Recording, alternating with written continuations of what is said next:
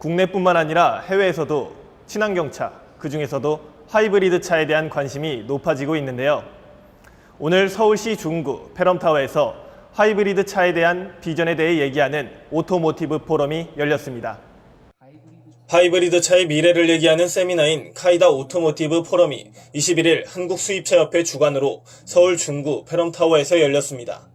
하이브리드 자동차의 비전이란 주제로 관련 브랜드 관계자와 국내외 전문가들이 함께 모여 하이브리드 자동차의 다양한 기술과 전망을 살펴보는 시간을 가졌습니다.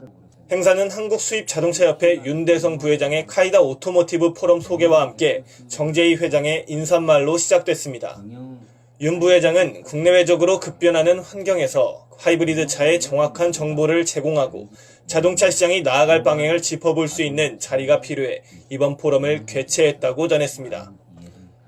또한 정재희 회장은 오토모티브 포럼을 계속 발전시켜 글로벌 자동차 시장에 대한 이해와 향후 흐름 파악에 도움이 될 수 있도록 노력하겠다고 말했습니다. 본격적인 세미나는 이영철 한양대학교 교수의 하이브리드 전기자동차 기술의 소개로 시작했습니다. 하이브리드의 역사와 함께 현재 산업 동향과 미래에 관한 얘기를 했는데요. 비록 2005년 예상한 1000만 대 수준에는 한참 못 미치는 수준이지만 앞으로는 배기가스와 연비 규정의 강화로 인해 이모빌리티의 확장성은 더욱 높다고 전망했습니다. 아울러 앞으로는 정보 네트워크와 에너지 네트워크와의 연계를 강화해 경쟁력을 더욱 높여야 한다고 했습니다. 토요타 하이브리드 시스템 발표는 글로벌 하이브리드 시장을 주도하고 있는 토요타 자동차의 아베 시즈오 상무가 발표를 했습니다. 서툰 한국말에도 불구하고 한국 관계자들을 배려한 한글 프레젠테이션이 돋보였습니다. 프리우스로 대표되는 토요타 하이브리드 시스템은 차세대 친환경 자동차 개발을 위해 필요한 모든 요소를 포함하는 핵심 기술이라고 했습니다. 높은 수준의 연비를 자랑할 뿐만 아니라 친환경적이고 정숙성과 함께 뛰어난 주행 감성을 전한다고 했습니다. 올해 1월 말에는 누적 1000만 대 판매를 기록해 엄청난 이산화탄소 억제 효과를 전 세계적으로 얻었다는데요. 특히 한국은 하이브리드 자동차 판매 비율이 전 세계에서 노르웨이를 이어 두 번째로 높은 만큼 국내 운전자들의 선진의식에 감사 인사를 전했습니다. 아울러 토요타는 앞으로 2050년까지 이산화탄소 배출량을 90% 줄이는 등 환경 문제를 해결하기 위해 적극 동참하겠다고 전했습니다. 토요타 배터리 자회사인 페베의 타카하시 오사무 상무이사는 하이브리드 자동차용 배터리 발표에서 고성능 니켈 수소 전지와 리튬 전지 기술에 대해 설명했습니다.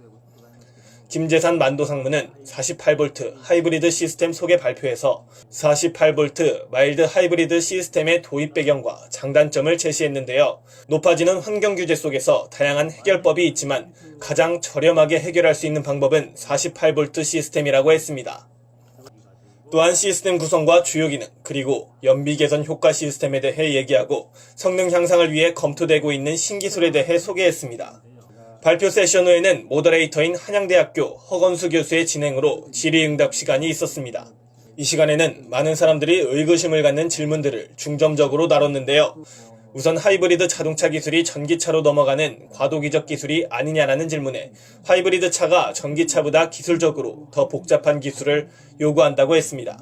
또한 비욘드 리튬이온에 대한 해결 방안이 아직 미지수고 원전 축소와 환경 문제로 인해 화력발전소도 줄어든 상황에서 앞으로 늘어나는 전기차를 수용할 전기량이 부족하기 때문에 전기차라는 솔루션만으로는 현 상황을 타개할 수 없고 다양한 해결책이 함께 가야 한다고 전했습니다.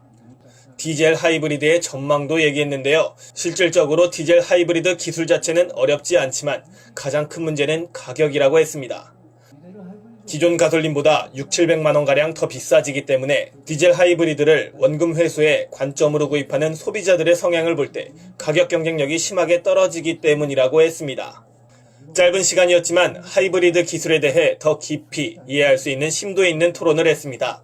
다가올 환경 문제는 하나의 오케스트라처럼 어느 한 가지 해결책보다는 하이브리드와 전기차 등 다양하게 해결할 수 있는 관점이 필요합니다. 현장에서 교통 뉴스 최준기입니다.